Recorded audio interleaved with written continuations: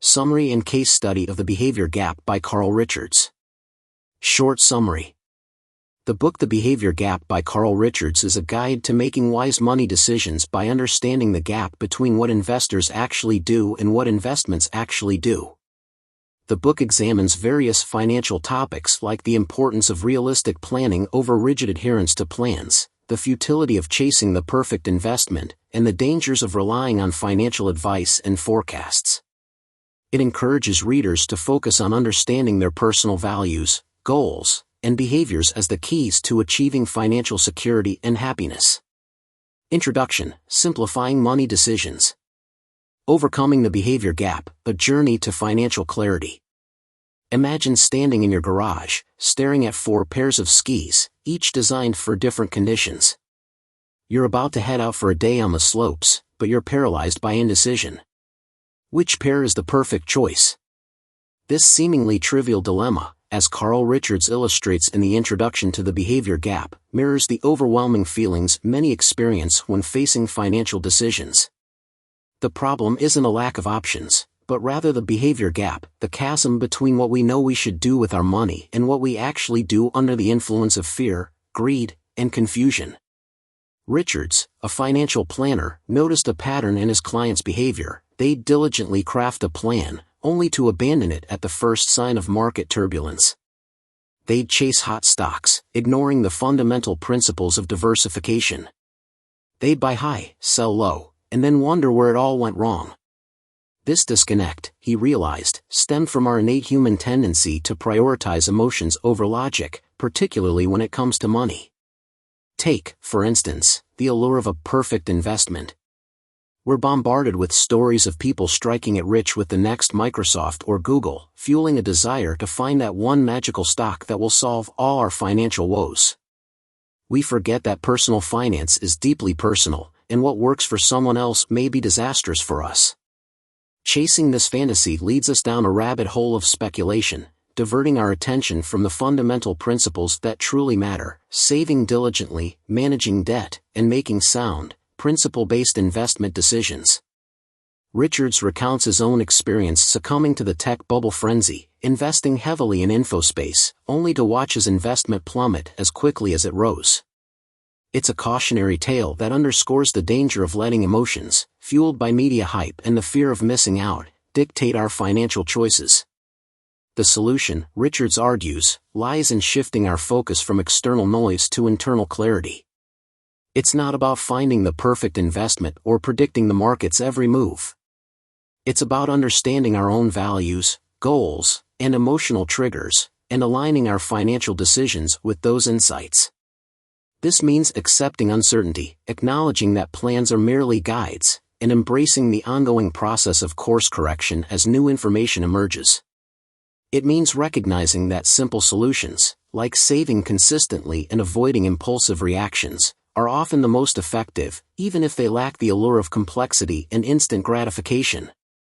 Richards advocates for honest, open conversations about money, with ourselves, our partners, and even our children. He encourages us to ask hard questions when presented with investment opportunities, especially those that seem too good to be true. He reminds us that financial advisors, while helpful, are not infallible, and it's our responsibility to understand the inherent conflicts of interest and make informed decisions. Ultimately, Richards argues, closing the behavior gap is a journey of self-discovery. It's about recognizing the emotional baggage we bring to money conversations, learning from past mistakes, and cultivating the discipline to act in alignment with our long-term goals. It's about simplifying our financial lives by focusing on the things we can control and letting go of the illusion of control over things we can't. Chapter 1. We don't beat the market beats us. The market's upper hand, a tale of emotional investing and how to break free.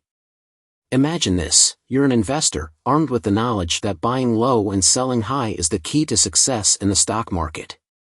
You vow to be rational, to resist the urge to panic when the market dips and to avoid getting swept up in the euphoria of a bull market.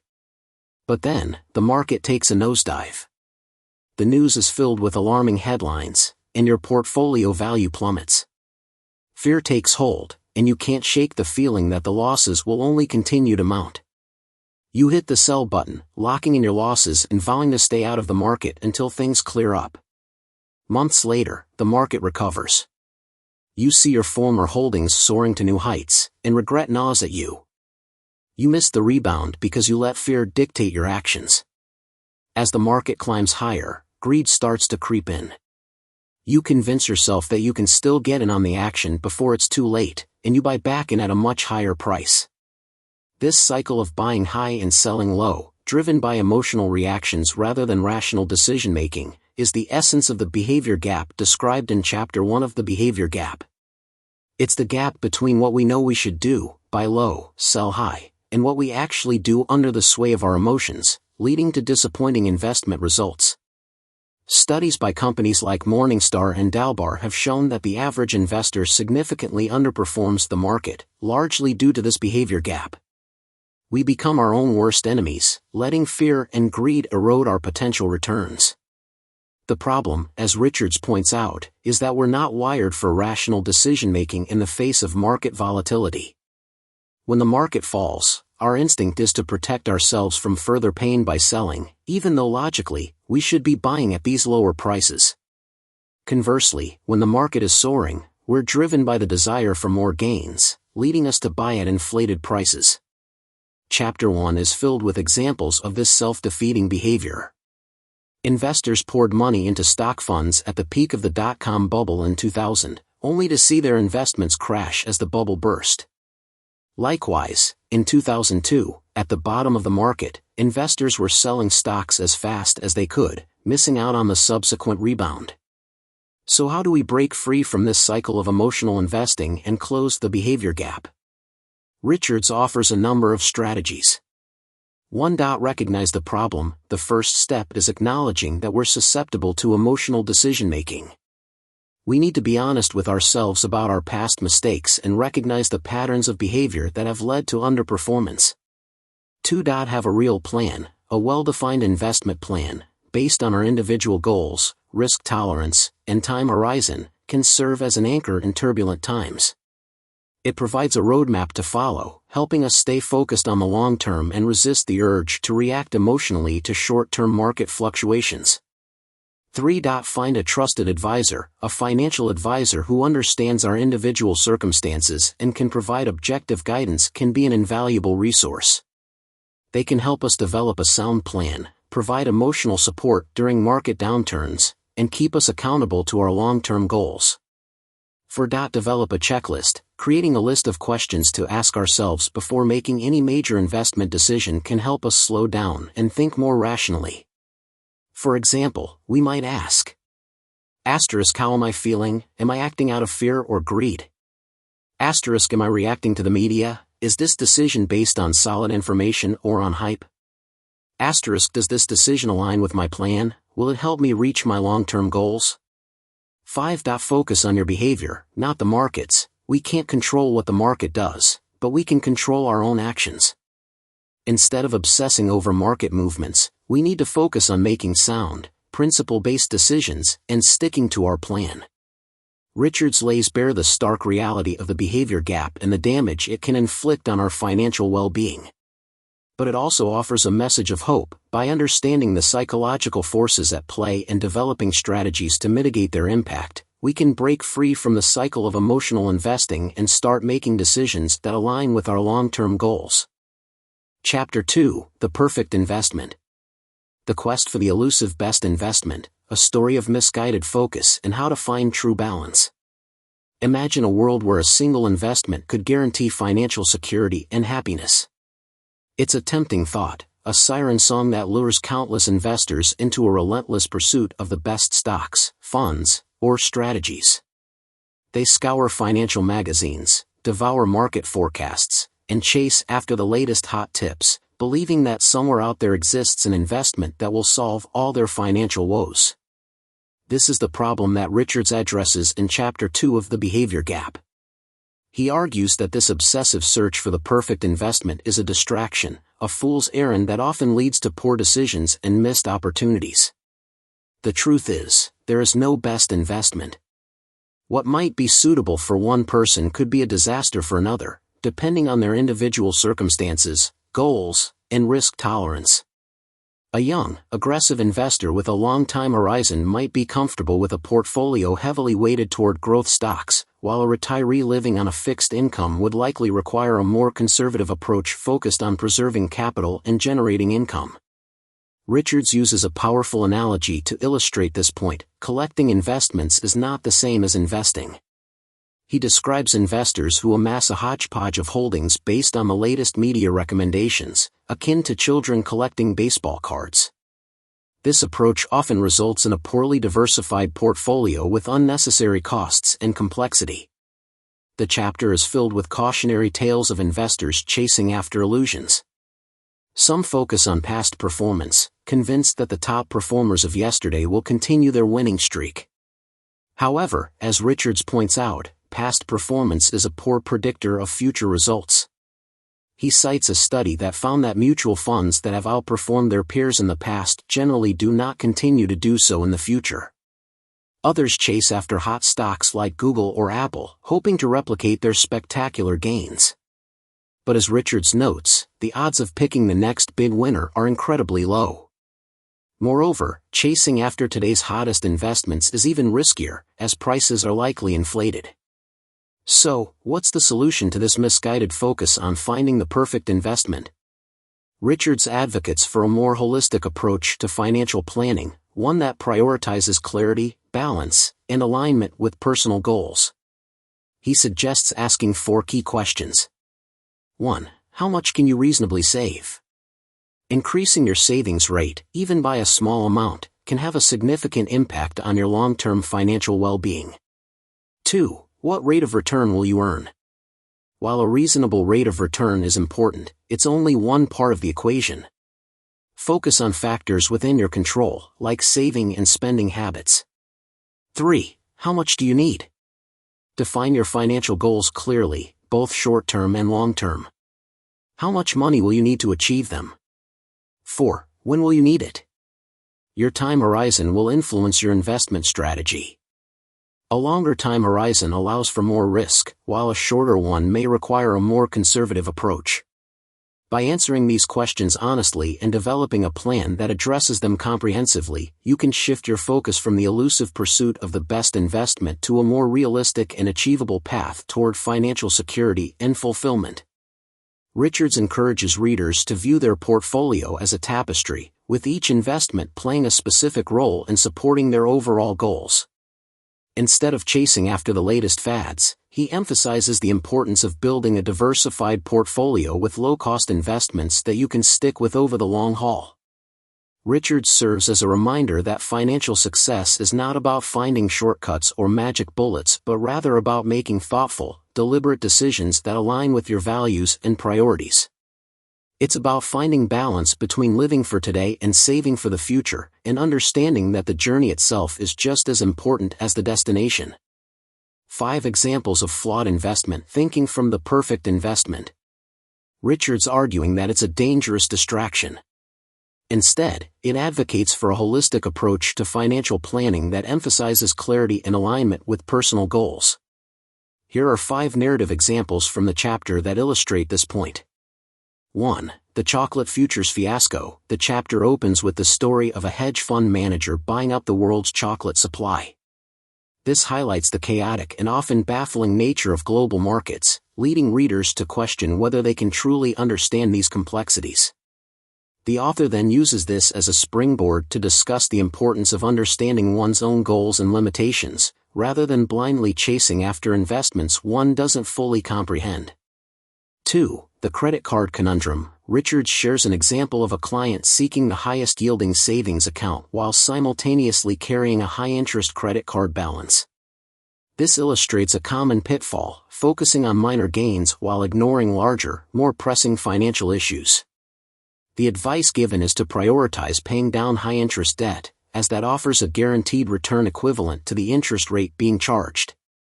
3. The Investment Collector. The chapter uses the analogy of children collecting baseball cards to critique investors who accumulate a diverse array of funds based on media recommendations. This approach often leads to a poorly diversified portfolio with unnecessary costs and complexity. Instead, the author recommends a more strategic approach, where each investment serves a specific purpose in supporting overall financial goals. 3. The Peter Lynch Legacy. Richards recounts the story of his financial writer friend who attempted to find the next Peter Lynch, the legendary fund manager of Fidelity's Magellan Fund. This highlights the common investor fallacy of relying on past performance as a predictor of future success. The chapter cites research demonstrating the lack of correlation between past and future fund performance, emphasizing the need for a long-term, strategy-driven approach rather than chasing fleeting market trends. 4. The Silver Speculator. The chapter features an example of a man who invested in silver and made significant profits. However, instead of recognizing the inherent risk of his investment, he doubled down, buying more silver at a much higher price, assuming its value would continue to rise indefinitely. This demonstrates the dangers of greed and the tendency to chase after recent winners, ignoring the potential for significant losses. These examples demonstrate that the quest for the perfect investment is often driven by flawed thinking and emotional biases. By understanding these pitfalls and adopting a more balanced, goal-oriented approach, investors can avoid costly mistakes and improve their chances of achieving long-term financial success. Chapter 3. Ignore Advice, Make Fun of Forecasts. The Trap of Advice and Forecasts, Finding Freedom from External Noise. Imagine building a house on a remote beach. Neighbors swarm, each offering well-intentioned but ultimately unhelpful advice. They warn of termites, robberies, lightning strikes, and legal battles, each based on their own personal fears and experiences. This anecdote, shared by Carl Richards in Chapter 3 of The Behavior Gap, perfectly encapsulates the problem with blindly accepting advice and forecasts, especially when it comes to financial matters. The core problem, as Richards argues, is that most advice and forecasts are irrelevant to your unique situation. They stem from the anxieties, experiences, and agendas of others and often have little to do with your individual needs and goals. This holds true whether the advice comes from well-meaning friends and family or from seemingly authoritative figures in the media. Richards specifically cautions against the allure of predictions found in financial news, books, and even expert opinions. He argues that these are often nothing more than educated guesses, with limited predictive power. He cites the example of a New York Times article advising readers to take cover from the stock market, questioning the validity of offering such specific advice to a diverse audience with varying needs and circumstances.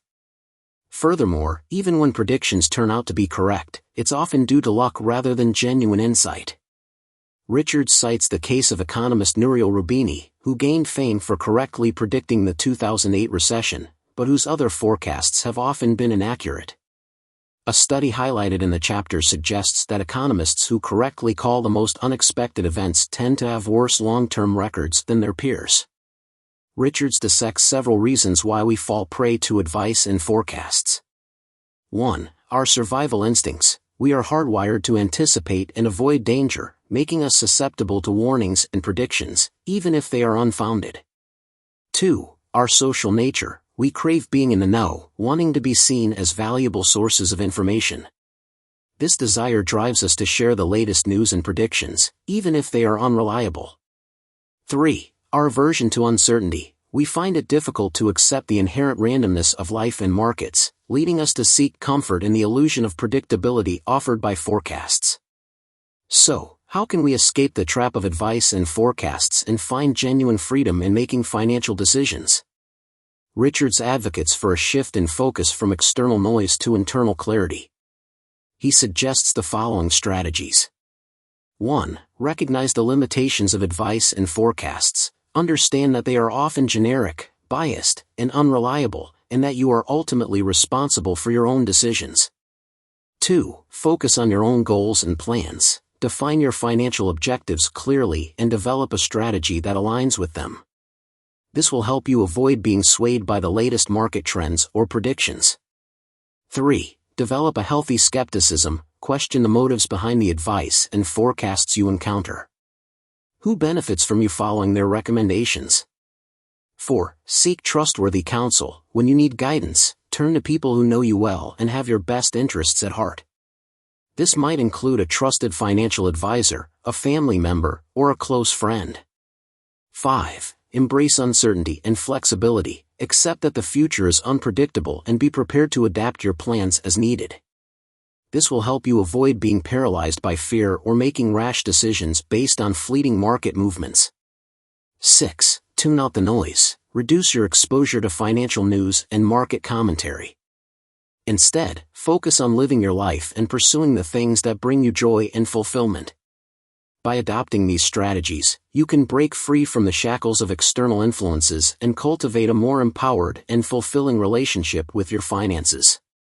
Remember, as Richards emphasizes, our own behavior is all that we can control, and ultimately, our behavior can make a huge difference in our financial success and our personal happiness. 5 cautionary tales about advice and forecasts in the behavior gap. 1. The Beach House of Doom. A friend builds a house on a remote beach. Neighbors, eager to share their wisdom, descend upon him with a litany of warnings.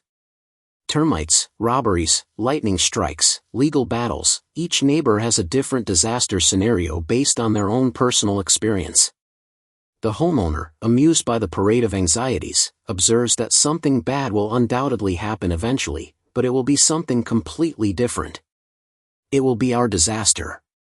This story underscores that advice often stems from individual fears and has little relevance to another person's situation.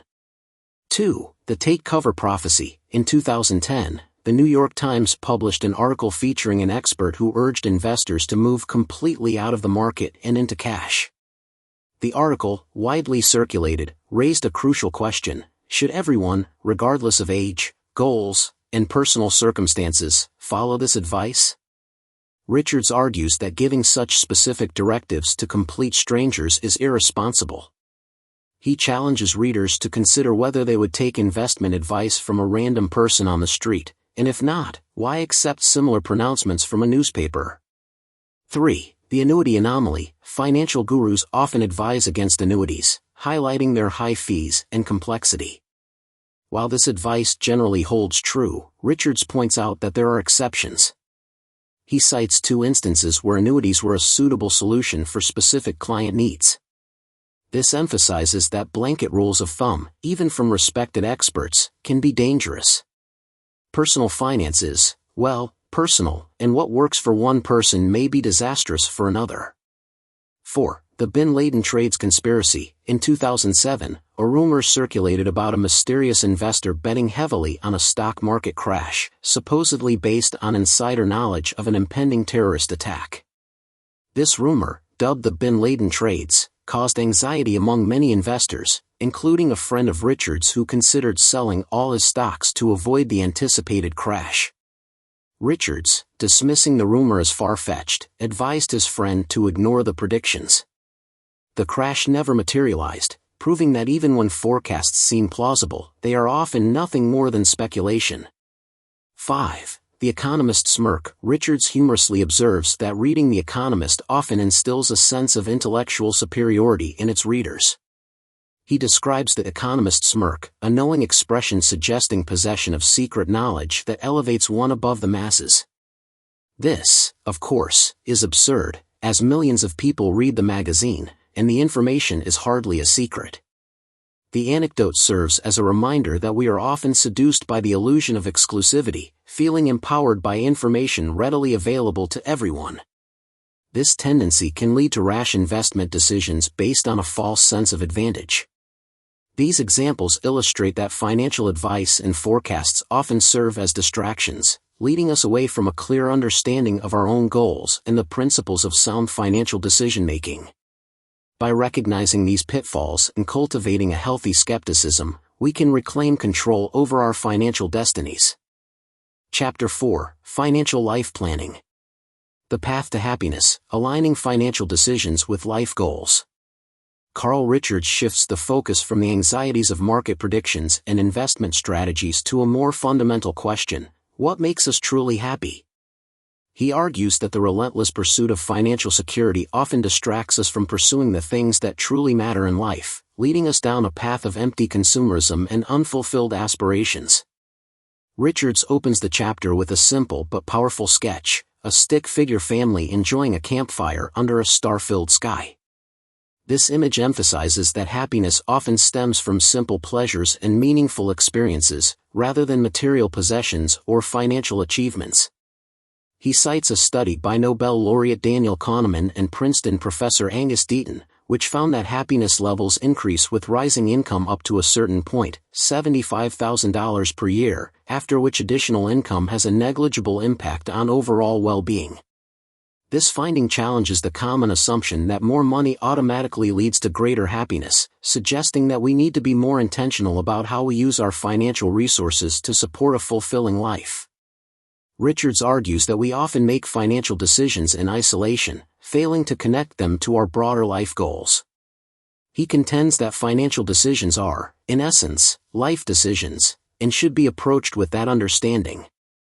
For instance, accepting a lower-paying job that offers more personal satisfaction or reducing work hours to spend more time with family may not appear financially advantageous on the surface, but could ultimately contribute to greater happiness and fulfillment.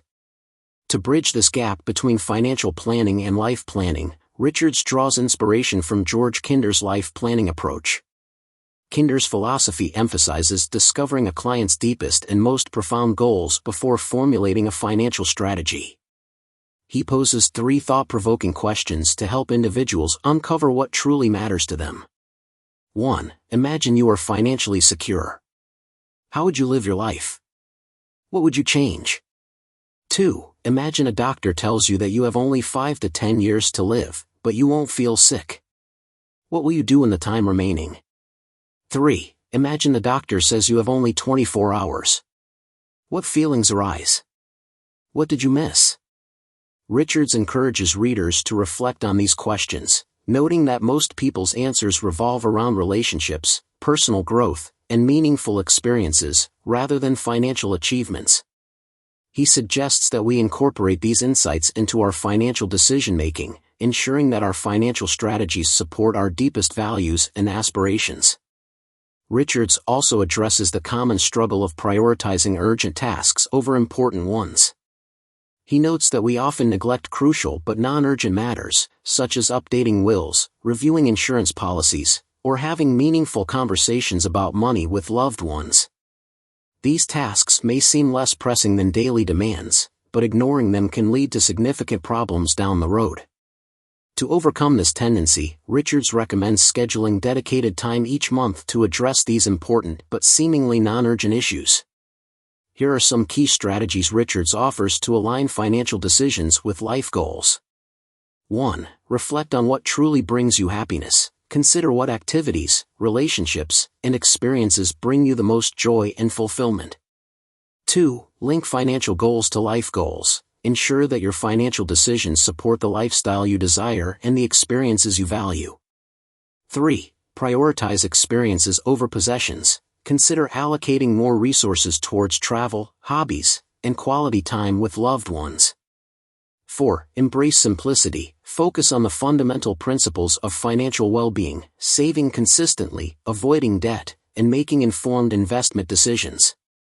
5. Have open and honest conversations about money. Discuss your financial goals, concerns, and values with your partner, family, and trusted advisors. By shifting our focus from the complexities of financial markets to the simplicity of our own values and aspirations, we can create a more fulfilling and meaningful life, using money as a tool to support our goals rather than as a source of anxiety and distraction. Shifting focus: how financial life planning connects money to happiness. 1. The Nepalese Paradox. Richards recounts the experience of a friend who returned from a trip to Nepal struck by the apparent happiness of the people she encountered, despite their material poverty. He acknowledges the realities of poverty and suffering in Nepal but suggests that the story highlights an important point: happiness is often more about our mindset and expectations than our income level. This anecdote reinforces the chapter's central theme: financial decisions should be guided by a deeper understanding of what truly contributes to our well-being. 2. The chop wood, carry water analogy. Richards uses a Zen story to illustrate that true happiness often lies in the simple, everyday activities that connect us to our purpose and our values. He recounts the tale of the Zen master Wu Li, who advises both those seeking enlightenment and those who have attained it to chop wood, carry water. This story suggests that finding joy in the present moment, rather than constantly striving for future achievements, can be a key to happiness. In the context of financial planning, this translates to making choices that support a balanced and meaningful life, rather than focusing solely on accumulating wealth. 3. The Love versus Money Dilemma. Citing the work of David Brooks, Richards highlights the importance of social connections and personal relationships in fostering happiness.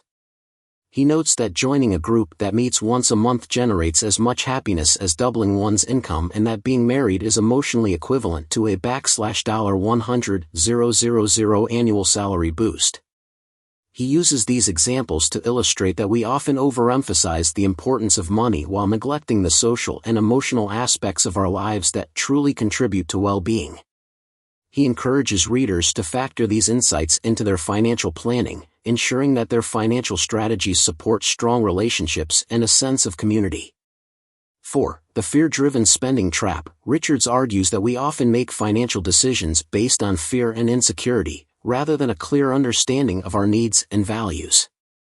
He points out that feelings of loneliness and isolation can lead to a desire to fit in, prompting us to spend money on material possessions to project an image of success or belonging. This behavior, he suggests, can undermine our financial security while failing to address the underlying emotional needs that drive it. He advocates for a more conscious approach to spending, focusing on purchases that genuinely enhance our lives and align with our values. 5. The urgent versus important conundrum. Richards acknowledges the common tendency to prioritize urgent tasks over important ones, even when the important tasks have a greater impact on our long-term well-being. He points out that we often delay essential financial planning activities, such as updating wills or having difficult conversations about money with loved ones, because they feel less pressing than daily demands. He stresses that ignoring these important matters can lead to significant financial and emotional consequences down the road, and encourages readers to schedule dedicated time each month to address these issues. By integrating these stories and insights, Richards urges readers to adopt a holistic approach to financial planning, recognizing that true financial security stems from aligning our financial decisions with our deepest values and aspirations.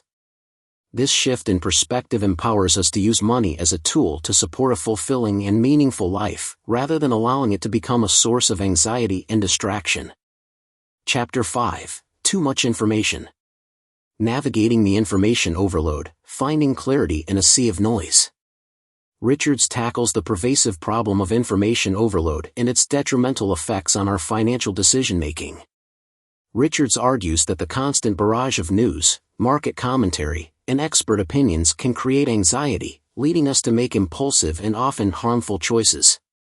He emphasizes the importance of filtering out the noise, focusing on the information that truly matters, and making decisions based on a clear understanding of our goals and values, rather than reacting to the latest headlines or market fluctuations. Richards opens the chapter with a story about a friend encountering a military veteran named Gritty at a beach bar in Central America. As they watch a news report attributing rising oil prices to unrest in Libya, Gritty dismisses the explanation, arguing that Libya's oil production is too insignificant to have such a substantial impact. Richards agrees with Gritty's skepticism, pointing out that we often latch onto simplistic narratives to explain complex events, particularly when those narratives align with our existing fears or biases. He then cites a Money Watch Africa blog post by Joshua Brown, who debunks the notion that Libyan unrest was the primary driver of rising oil prices. Brown explains that Libya is only the 17th largest oil producer globally, and that OPEC and other oil-producing nations could easily compensate for any production shortfalls. This example highlights how our eagerness to find explanations can lead us to accept information uncritically, without considering alternative perspectives or evaluating the credibility of sources. Richards uses this anecdote to illustrate a broader point. We often overestimate the significance of news events and their impact on our financial lives. He argues that the constant influx of information can create a sense of urgency and anxiety, prompting us to make hasty decisions that deviate from our long-term financial plans. He cautions against trying to predict market movements based on news headlines, emphasizing that much of what happens in the market is random and unpredictable. He then introduces the concept of the economist smirk to illustrate how we can be seduced by the illusion of possessing exclusive information. He observes that reading publications like The Economist can create a sense of intellectual superiority, as if we have access to secret knowledge that others lack. However, he points out the absurdity of this notion, noting that The Economist has a vast readership, and any information it contains is widely available. He argues that this desire to feel in the know can lead us to act on investment tips or market predictions as if we were the only ones privy to this information, often with disastrous results. Richards extends this critique to the broader financial media, arguing that much of the financial news and commentary is designed to entertain and generate excitement rather than to provide sound financial guidance. He points out that magazine covers proclaiming America's back or 5 stocks that sizzle prey on our desire for quick and easy profits, leading us to chase the latest hot investments without considering the underlying risks or whether those investments align with our long-term financial goals.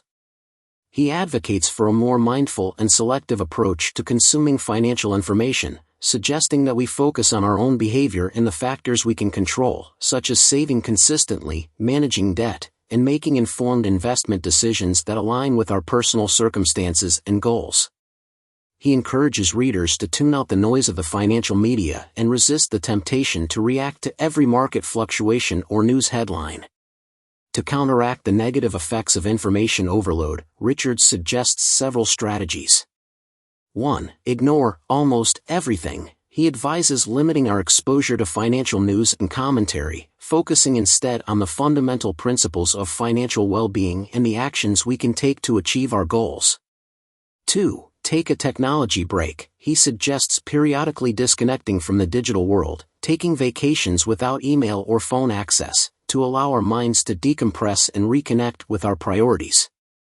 3. Cultivate awareness over anxiety. He emphasizes the importance of being present and mindful, focusing on the things that truly matter in our lives, rather than dwelling on past mistakes or worrying about future uncertainties.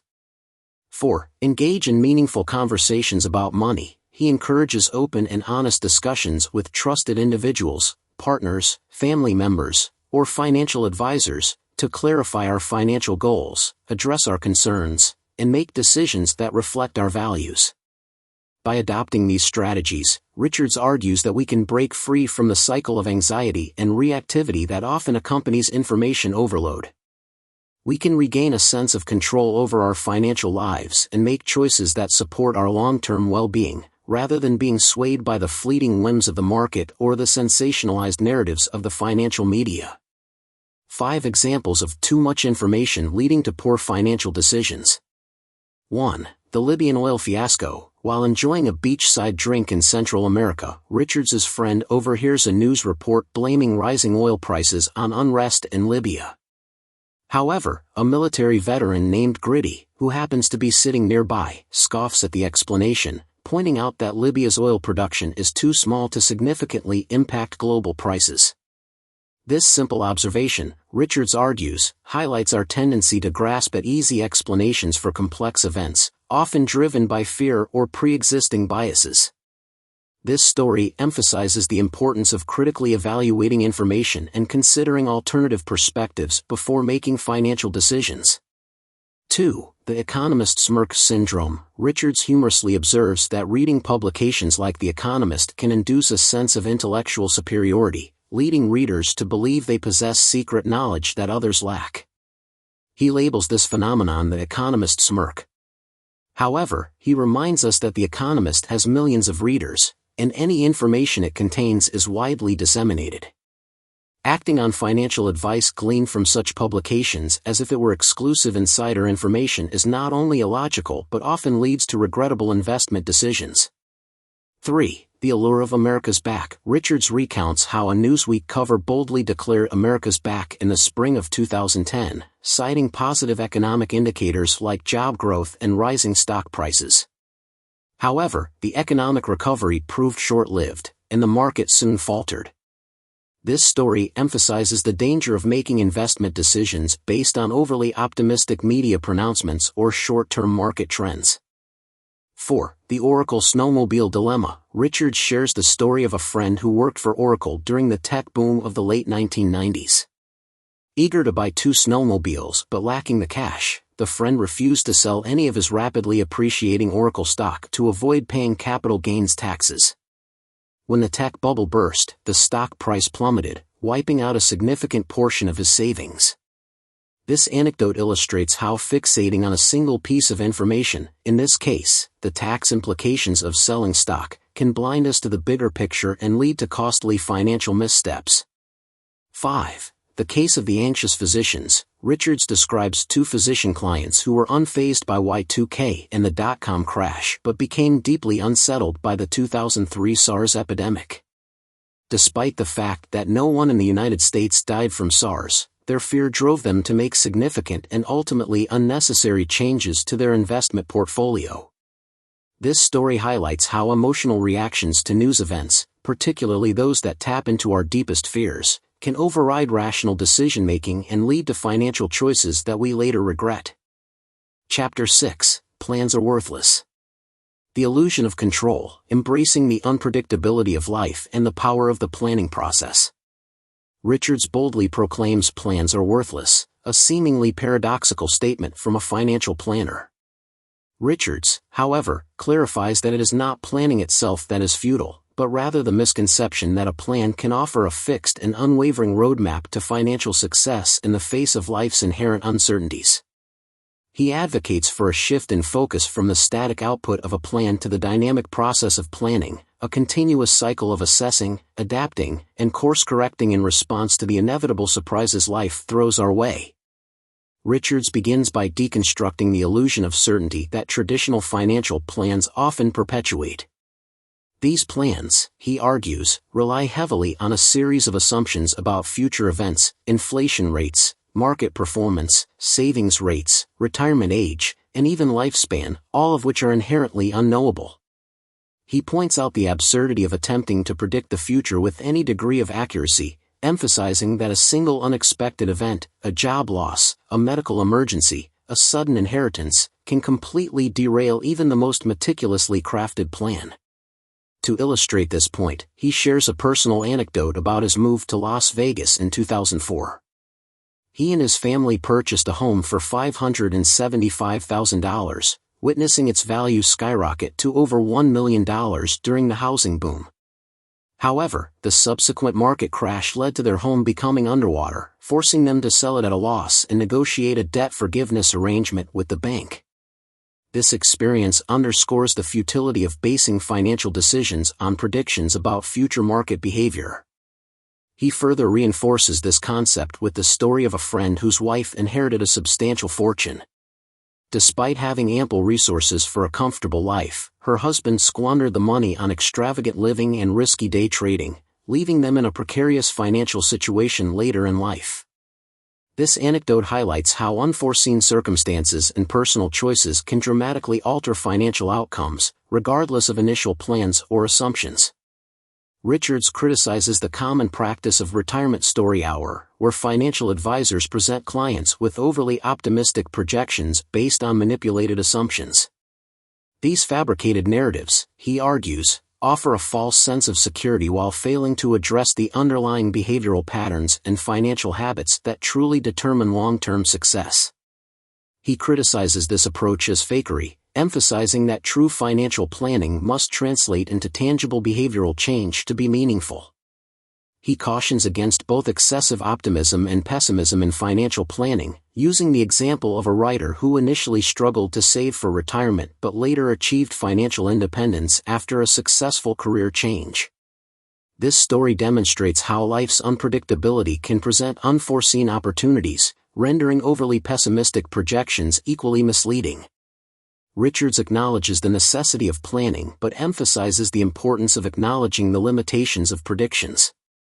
He advocates for a reality-based planning process that embraces uncertainty and focuses on making informed decisions based on present circumstances rather than fixating on speculative future outcomes. He encourages clients to set flexible long-term goals, recognizing that these goals may need to be adjusted as circumstances evolve. He uses the analogy of a flight plan to illustrate the importance of ongoing course correction. Just as a pilot must constantly adjust their trajectory in response to changing weather conditions, we must continuously evaluate our financial decisions and make necessary adjustments in light of new information and evolving circumstances. This dynamic approach to planning, he argues, is far more effective than clinging to a rigid, predetermined plan that fails to account for life's inevitable twists and turns. Richards challenges the conventional wisdom that investment risk decreases over time, arguing that the opposite is true when measured in real dollars. He explains that even small deviations from projected returns can have a significant impact over long periods, leading to vastly different outcomes. This concept reinforces the importance of short-term planning and ongoing course correction to mitigate the growing impact of risk over time. Ultimately, Richards advocates for a shift in perspective from obsessing over uncontrollable external factors to focusing on the things we can influence: our behavior, our work ethic, and our commitment to lifelong learning and personal growth. He concludes that true financial security stems not from adhering to a rigid plan but from cultivating the wisdom, resilience, and adaptability to navigate the unpredictable waters of life with clarity and confidence. 5 examples of plans falling short. 1. The Las Vegas housing roller coaster. Richards shares his personal experience of purchasing a house in Las Vegas for $575,000 in 2004. During the housing boom, the value soared to over $1 million, a windfall they hadn't anticipated. However, their good fortune was short-lived. When the market crashed, they found themselves underwater, owing more on the mortgage than the house was worth. Ultimately, they sold the house for $425,000 and had to negotiate with the bank to forgive the remaining debt. This experience illustrates how even seemingly sound financial decisions can be upended by unpredictable market forces. 2. The unexpected inheritance squandered. Richards recounts the story of a friend whose wife inherited a large sum of money. Despite having ample resources to secure their financial future, the husband's poor financial decisions, including reckless spending and unsuccessful day trading, led to their eventual financial hardship. This story demonstrates that even with considerable wealth, unforeseen circumstances and poor choices can lead to financial instability, regardless of initial plans. 3. The entrepreneur's charitable dream deferred. A friend of Richards's built a successful business from scratch, attracting potential buyers willing to pay over $50 million. With the expectation of substantial wealth, he began making plans to establish a charitable foundation. However, the economic downturn drastically reduced the value of his company to $1.5 million. While he was ultimately successful, this experience forced him to drastically alter his plans. This anecdote emphasizes the importance of remaining flexible and adaptable when faced with unexpected economic shifts. 4. The "we can afford it" myth. Richards critiques the common parental refrain of "we can't afford that" when responding to children's requests. He recounts the story of a friend whose son, after months of hearing this phrase, asked his father to rate their family's wealth on a scale of 1 to 10, where 1 represented homelessness and 10 represented Bill Gates. The son's concern stemmed not from a desire for more material possessions but from a genuine worry about his family's financial security. This story underscores the importance of honest and open communication about finances with children, framing financial decisions in terms of values and priorities rather than simply affordability. 5. The allure of complexity. Richards observes a pervasive tendency to equate complexity with effectiveness, noting that people often feel more comfortable with elaborate financial plans filled with charts and calculations than with simple, straightforward solutions. He attributes this to our desire to avoid the hard work and discipline required to implement simple yet effective financial strategies. This concept emphasizes the importance of embracing simplicity and focusing on fundamental financial principles, such as saving consistently and avoiding debt, rather than seeking out complicated investment schemes. Chapter 7: Feelings. Taming the emotional roller coaster, navigating financial decisions with clarity and objectivity. Richards explores the potent influence of emotions on financial decision-making, arguing that our feelings can often lead us astray, resulting in costly mistakes and jeopardizing our long-term financial well-being. Richards emphasizes the need to acknowledge and manage these emotions, advocating for a more rational and objective approach to navigating the often turbulent waters of personal finance. He begins by highlighting the dangers of emotional attachment to investments, recounting the story of an 82-year-old widow who inherited a portfolio heavily concentrated in individual stocks. Despite the inherent risk of such a concentrated portfolio, particularly for an elderly widow, she refused to sell any of the stocks, clinging to them out of loyalty to her deceased husband and a misplaced sense of trust in his investment choices. This anecdote exemplifies how sentimental value can cloud our judgment, preventing us from making sound financial decisions based on objective criteria. Richards further illustrates this point with the example of employees who resist selling company stock, even when it constitutes a disproportionate portion of their portfolio.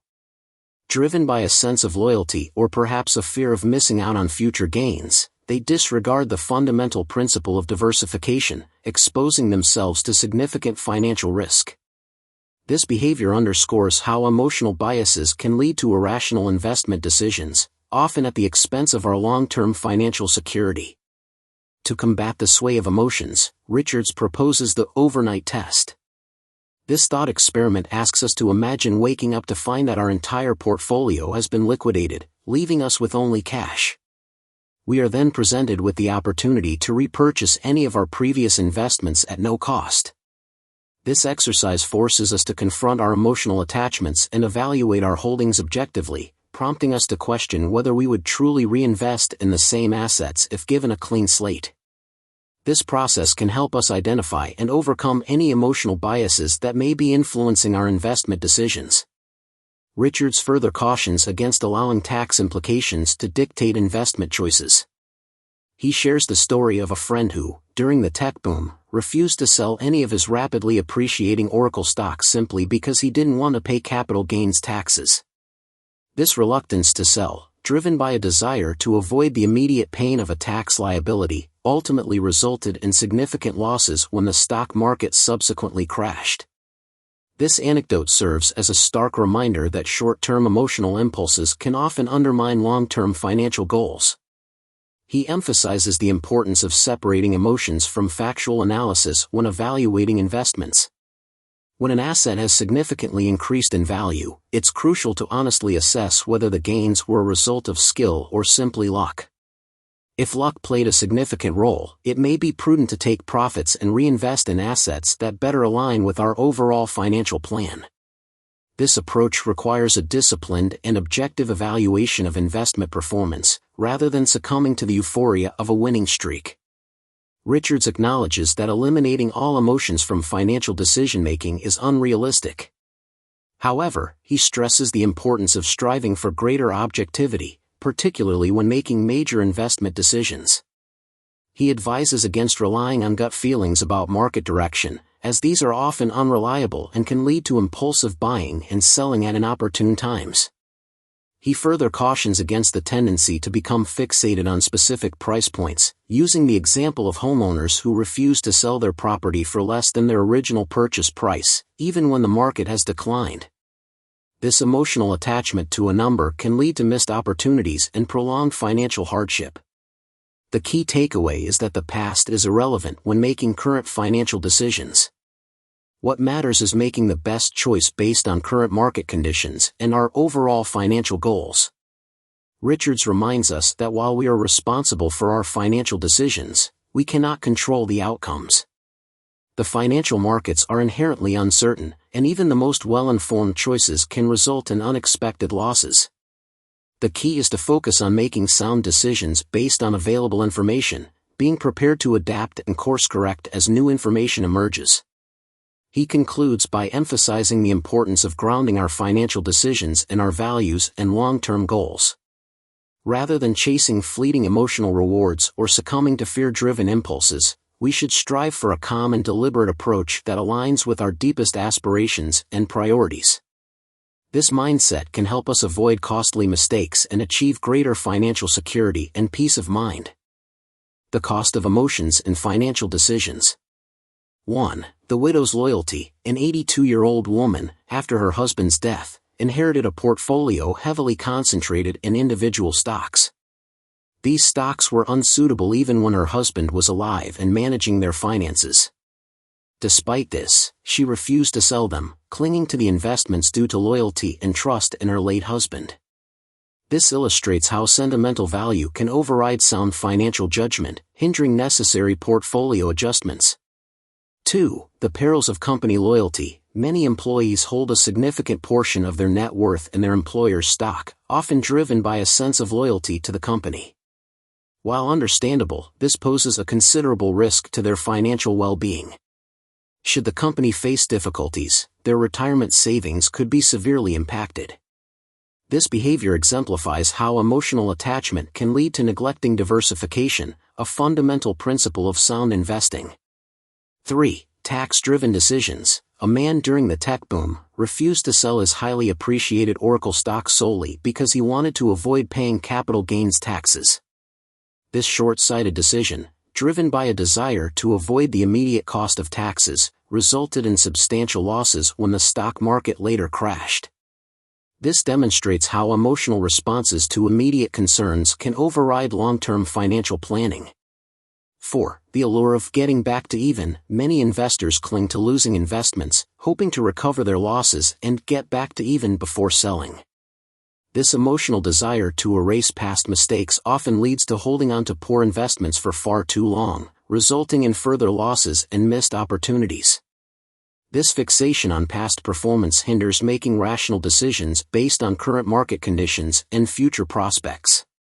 5. The fear of the bottomless pit. During the financial crisis of 2008, the image of a bottomless black hole on the cover of The Economist magazine evoked feelings of despair and hopelessness. This resonated with many investors, prompting some to make rash decisions fueled by fear. While the image effectively captured the prevailing sentiment, acting on those emotions would have been detrimental. This example highlights the importance of recognizing how external stimuli can manipulate emotions, leading to impulsive and potentially harmful actions. Chapter 8. You're responsible for your behavior. Taking ownership. The importance of personal responsibility in financial decision-making. Richards emphasizes the importance of taking personal responsibility for our financial decisions and actions, regardless of the outcomes. While we may not always be able to control the results of our choices, particularly in the unpredictable world of investing, we are accountable for the decisions we make along the way.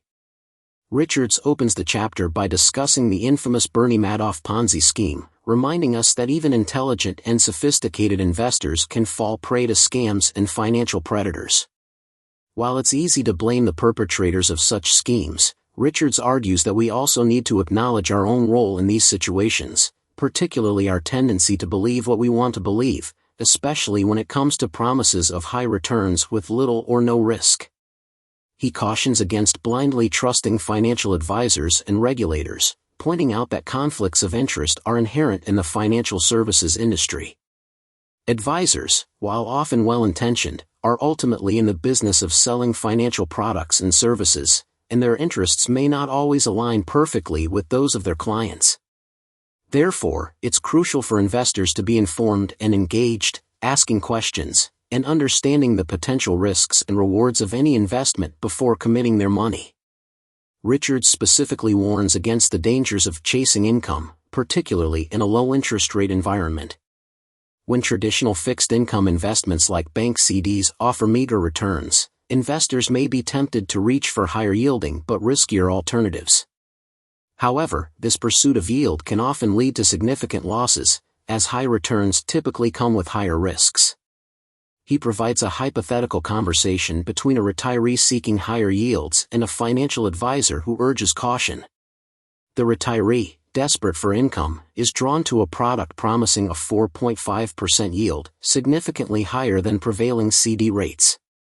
The advisor, however, advises skepticism, emphasizing the importance of understanding the underlying risks and fees associated with such products before making any investment decisions. Richards goes on to debunk the myth of unbiased advice, arguing that conflicts of interest are pervasive in the financial services industry. He asserts that financial advisors, like any other professionals, have a duty to their employers and shareholders, and these obligations may sometimes conflict with the best interests of their clients. He offers several suggestions for navigating this potential conflict. 1. Recognize that Wall Street's primary goal is to sell financial products and generate profits. 2. Thoroughly read and understand all disclosures provided by financial advisors, and don't hesitate to ask questions. 3. Be aware that much of the financial advice disseminated through advertising and marketing materials is not truly independent. 4. Remember that you are ultimately in control of your financial decisions. No one is forcing you to buy anything you don't fully understand or feel comfortable with. Richards emphasizes the importance of replacing hope with a concrete budgeting strategy. He criticizes the notion, popularized by books like The Secret, that positive thinking alone can manifest financial abundance. He argues that while positive thinking can be motivating, it's no substitute for disciplined financial planning and execution. He further cautions against treating investing as entertainment, a tendency exacerbated by the media's often sensationalized coverage of financial markets. While it's tempting to get caught up in the excitement of chasing hot stocks or trying to time the market, this approach rarely leads to long-term success. Instead, Richards advocates for a more boring but effective strategy of slow and steady investing, focusing on long-term goals and ignoring the short-term noise of the market. Finally, Richards challenges the futility of whining and blaming others for our financial woes. While acknowledging that external factors and the actions of others can certainly impact our financial well-being, he argues that focusing on these external factors is ultimately unproductive. Instead, he urges readers to take responsibility for their own actions and choices, learn from their mistakes, and focus on the things they can control. He shares the story of Lynette Calfani Cox, a personal finance author who, a decade ago, was struggling with over $100,000 in credit card debt. Calfani Cox attributes her debt not to external circumstances but to her own overspending habits. She eventually overcame her debt by taking responsibility for her actions, drastically cutting her spending, and diligently paying down her balances. Her story serves as a powerful example of how acknowledging our own role in our financial challenges is the first step toward achieving financial stability. Accepting responsibility for your financial behavior. 1. The allure of high yields. A retiree, anxious about low CD rates, is enticed by a product offering a 4.5% yield. Despite being marketed as a CD-like investment, its significantly higher return raises suspicion. The advisor emphasizes the importance of understanding the associated risks before investing, reminding us that chasing high yields can lead to substantial losses. 2. The Oracle stock dilemma. During the tech boom, a man refuses to sell his highly appreciated Oracle stock to buy snowmobiles, solely because he doesn't want to pay the 20% capital gains tax. This decision, driven by short-term tax avoidance, backfires when the stock market crashes, significantly devaluing his holdings. This exemplifies how focusing on immediate concerns can overshadow long-term financial planning. 3. The penny-wise, pound-foolish trap. The author recounts driving out of his way to get cheaper gas at Costco, only to realize that the minimal savings barely cover the extra time and gas consumed. This highlights our tendency to fixate on insignificant savings while overlooking potentially larger financial benefits elsewhere, exemplifying the importance of prioritizing actions that truly impact our financial well-being. 4. The Harvard education investment. Parents decide to invest in their child's future by sending them to Harvard, hoping for a lucrative career path. However, the child chooses a less financially rewarding career, like teaching in an urban school. While this may be a fulfilling path, it wasn't the anticipated financial outcome. This illustrates that even well-intentioned financial decisions don't guarantee desired results, highlighting the importance of aligning choices with values rather than solely focusing on monetary returns. 5. The Lebanon anxiety. An older woman living in a rural community becomes anxious about events in Lebanon and their potential impact on her portfolio. The author points out that events in Lebanon are unlikely to significantly affect her finances and, more importantly, she has no control over those events. This highlights our tendency to fret over uncontrollable external factors instead of focusing on aspects of our financial lives we can manage, advocating for concentrating on actionable steps towards our goals. Chapter 9. When we talk about money. Talking about what matters, navigating difficult conversations about money. Richards examines the challenges we face when discussing money. These conversations often become fraught with tension, leaving us feeling confused, misunderstood, and even angry. The chapter begins by identifying several reasons why talking about money is so difficult. 1. Firstly, we often use money as a proxy for discussing deeper, more sensitive issues. For instance, saying we can't afford that might mask underlying anxieties about the future or feelings of unworthiness. This avoidance tactic allows us to sidestep uncomfortable emotions, but it ultimately hinders open and honest communication. 2. Secondly, money is a deeply personal and emotional subject, often intertwined with our values, upbringing, and experiences. We may feel guilty about spending, derive pleasure from it, or use it as a source of security or control. These complex emotions can make it challenging to have rational and productive conversations about money, especially when different individuals bring their own unique perspectives and baggage to the table. 3. Finally, many people lack a basic understanding of personal finance and investing. The complexities of mortgages, credit cards, and investment products can be overwhelming, leading to avoidance or conflict when financial decisions need to be made. The chapter goes on to explore various strategies for improving our conversations about money. Richards advocates for a shift in focus, moving away from superficial discussions about specific financial products or market movements and towards more meaningful conversations about our values, goals, and the role money plays in our lives. Instead of arguing about the cost of a vacation, we can discuss what experiences we value most and how we can align our spending with those priorities. He emphasizes the importance of empathy and understanding in these conversations. We need to recognize that our partners may have different perspectives and experiences with money, shaped by their upbringing and personal history. Rather than assuming our own view is the right one, we should actively listen to our partners, seeking to understand their motivations and anxieties. Richards uses a personal anecdote to illustrate the importance of perspective-taking in money conversations. He recounts a conversation with his wife about a friend's newly remodeled kitchen. Assuming his wife was hinting at her own desire for a renovation, he immediately responded with, "We can't afford that." However, his wife was merely sharing something she found interesting, not expressing a desire for a costly remodel.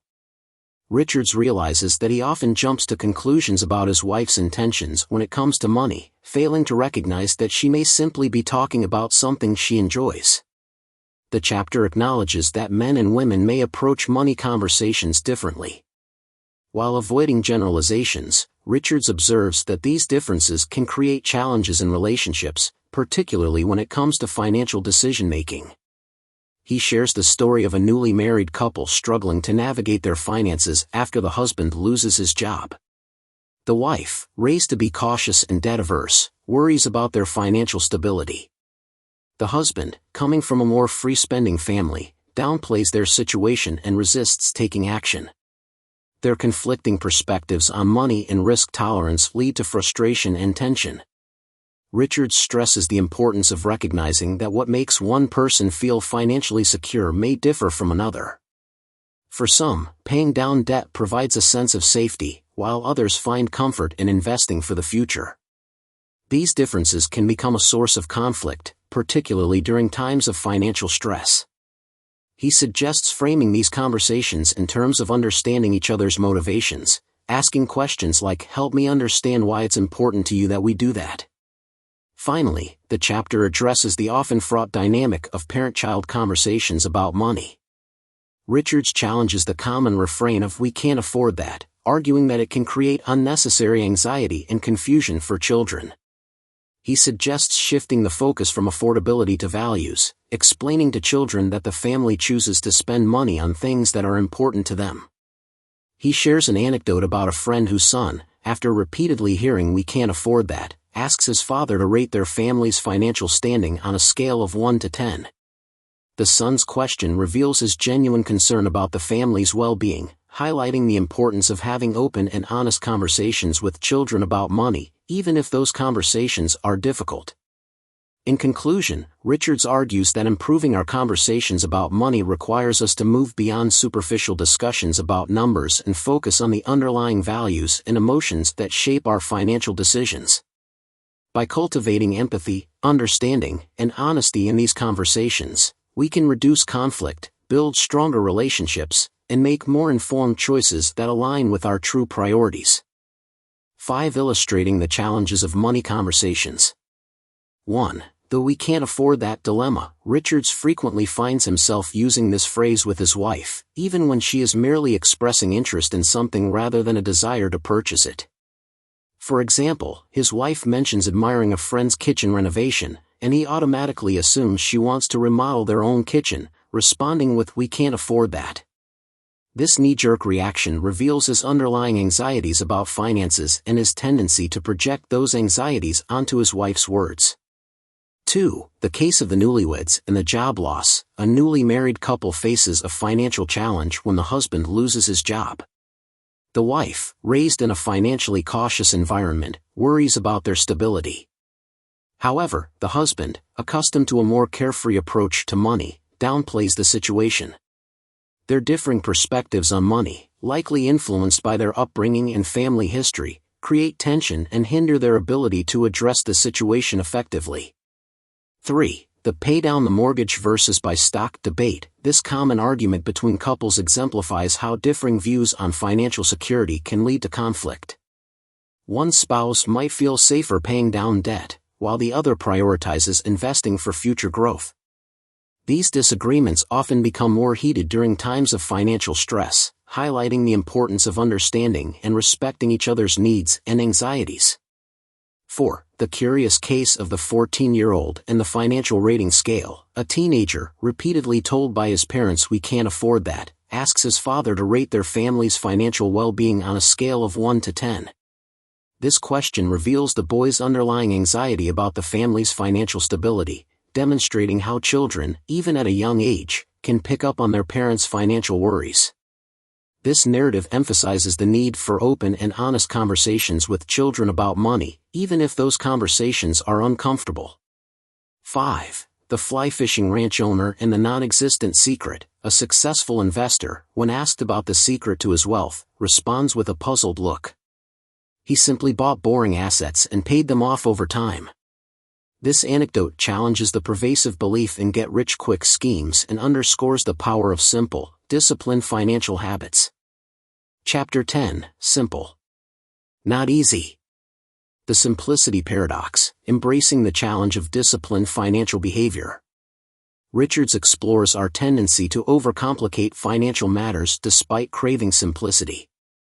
This chapter highlights the paradox of our desire for simple solutions while gravitating towards complex and often less effective approaches. The problem. The chapter opens by acknowledging that while we often claim to value simplicity, our actions often contradict this desire.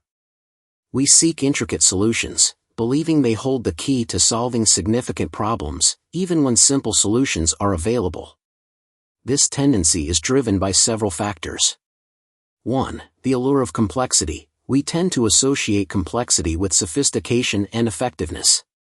This bias is evident in various aspects of life, from seeking elaborate medical diagnoses to craving intricate investment strategies. We find comfort in the illusion of control that complex solutions seem to offer. 2. Fear of behavior change. Simple solutions often demand significant changes to our habits and behaviors, which can be daunting and uncomfortable. We might, for example, understand the basic principles of saving and investing, but find it difficult to consistently implement those principles in our daily lives. The allure of a magic bullet or a quick fix is often more appealing than the gradual, disciplined approach required for long-term financial success. 3. Distraction from the fundamentals. The pursuit of complex solutions can distract us from the fundamental principles that drive financial well-being. We become preoccupied with finding the next hot stock or the perfect investment strategy instead of focusing on the basics: spending less than we earn, saving consistently, and managing debt responsibly. The solution. The chapter advocates for embracing simplicity in our financial lives, acknowledging that while the principles are straightforward, implementing them consistently requires discipline, patience, and hard work. 1. Acknowledge the power of simple solutions. Recognize that the most effective financial strategies are often the simplest. Focus on the fundamentals: saving consistently, managing debt wisely, and making informed investment decisions based on long-term goals rather than short-term market fluctuations. 2. Embrace delayed gratification. Resist the temptation for instant gratification and embrace the long-term benefits of delayed rewards. Cultivate the discipline to save for future goals rather than succumbing to immediate wants. The chapter cites examples of individuals and families who achieved financial success by consistently practicing delayed gratification, driving older cars, and prioritizing saving over extravagant spending. 3. Develop disciplined spending habits. Implement strategies to curb impulsive spending and cultivate more mindful consumption habits. The chapter suggests techniques like maintaining a mandatory waiting period before making purchases and diligently tracking expenses to gain a clearer understanding of spending patterns. 4. Shift from entertainment to engagement. Recognize that investing is not a form of entertainment, but a means to achieve long-term financial goals. Avoid getting caught up in the hype of market speculation and focus on developing a sound investment strategy that aligns with your financial objectives. 5. Embrace slow and steady capital. Recognize that slow and steady accumulation of wealth is often more effective and less risky than chasing quick returns. This approach requires patience and discipline, but it allows you to ignore the noise of short-term market fluctuations and focus on building long-term financial security. Illustrative narratives. The chapter uses several stories to illustrate these principles. 1. The Costco gas dilemma. Richards recounts his experience driving out of his way to save a few cents on gas at Costco, only to realize that the minimal savings were negated by the extra time and gas consumed. This anecdote emphasizes our tendency to prioritize insignificant savings while neglecting more impactful financial decisions. 2. The feels virtuous, changes nothing trap. The chapter cautions against engaging in financial behaviors that feel virtuous but have little impact on our overall well-being. Examples include: preparing your own taxes to save money, potentially missing out on valuable deductions or a comprehensive financial overview. Purchasing a fuel-efficient car at a significantly higher price, only to realize that the savings on gas will take decades to offset the increased cost. Making investment decisions solely to minimize taxes, potentially jeopardizing long-term returns. 3. The simplicity of the fly fishing ranch owner. A wealthy investor, when asked about the secret to his success, reveals that he simply invested in boring assets and paid them off over time. This narrative emphasizes the power of discipline and consistency over the allure of quick riches. 4. The trail running physicians. Richards observes a group of doctors, many of whom enjoy trail running, glued to CNBC instead of taking advantage of the beautiful trails behind their hospital.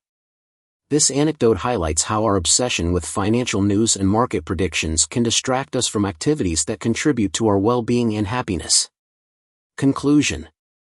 Richards argues that embracing simplicity in our financial lives requires a shift in mindset and a commitment to disciplined behavior. The principles are straightforward: spend less than you earn, save consistently, manage debt wisely, and invest prudently. Implementing these principles consistently, however, requires patience, discipline, and a willingness to embrace delayed gratification. While this path might not be easy, it is ultimately the most effective way to achieve lasting financial security and peace of mind. Conclusion. Finding contentment, shifting from the pursuit of perfection to progress. Richards serves as a gentle reminder that the journey to financial well-being is not about achieving flawlessness, but about making continuous progress, learning from past mistakes, and aligning our financial decisions with our deepest values. The problem. Many individuals approach financial planning with a desire for certainty and perfection. They seek the perfect investment, the foolproof plan, the guaranteed path to financial security. This pursuit of perfection, however, often leads to 1. Paralysis by analysis. The overwhelming amount of financial information and the pressure to make the right choices can lead to inaction and procrastination. We become so fixated on finding the optimal solution that we fail to take any action at all. 2. Chasing illusions. The allure of quick riches and the belief in beating the market often lead to risky behaviors and investment decisions that deviate from our long-term goals. We chase after elusive fantasies instead of focusing on the steady, disciplined approach that leads to sustainable financial well-being. 3. Disconnection from values. The pursuit of financial success can become an end in itself, disconnected from our core values and the things that truly matter in life. We prioritize financial gain over relationships, experiences, and personal fulfillment. The solution. The conclusion encourages a shift in mindset, moving away from the unattainable goal of perfection and embracing the ongoing process of progress. 1. Acknowledge imperfection. Accept that making mistakes is an inevitable part of the financial journey. Instead of striving for flawless decisions, focus on learning from past missteps and making incremental improvements over time. 2. Define your destination. Clarify your financial goals and what you truly want to achieve with your money. This clarity will serve as a compass, guiding your decisions and helping you avoid distractions and detours. 3. Focus on behavior, not outcomes. While you can't control market fluctuations or guarantee specific investment returns, you can control your own behavior. Develop a financial plan that aligns with your goals and risk tolerance, and commit to consistently implementing that plan. 4. Seek guidance, not guarantees. Understand that financial advisors can provide valuable guidance and support, but they can't offer guarantees or predict the future. Find a trusted advisor who understands your needs and values, and work collaboratively to make informed decisions. 5. Embrace simplicity. Remember that the most effective financial strategies are often the simplest. Focus on the fundamentals: spending less than you earn, saving consistently, managing debt responsibly, and making informed investment decisions based on long-term goals rather than short-term market fluctuations. Key takeaways. 1. The pursuit of perfection in financial matters can be paralyzing and ultimately counterproductive. 2. Shifting the focus from perfection to progress allows for flexibility, learning, and continuous improvement. 3. Aligning your financial decisions with your values and goals leads to greater fulfillment and satisfaction. 4. Accepting responsibility for your financial behavior, while acknowledging that you can't control all outcomes, empowers you to make informed choices. 5. Embracing simplicity in your financial strategies can lead to greater clarity and peace of mind. The conclusion of The Behavior Gap emphasizes that financial well-being is not just about accumulating wealth, but about creating a life that is aligned with your values and aspirations. By letting go of the unattainable goal of perfection and embracing the ongoing process of progress, you can make more informed financial decisions, reduce anxiety, and ultimately achieve greater contentment and fulfillment. I hope that you've enjoyed this presentation, and please remember to subscribe to receive notification of upcoming recordings. This recording is a production of Vorldrevolution. The video and audio is copyright Vorldrevolution.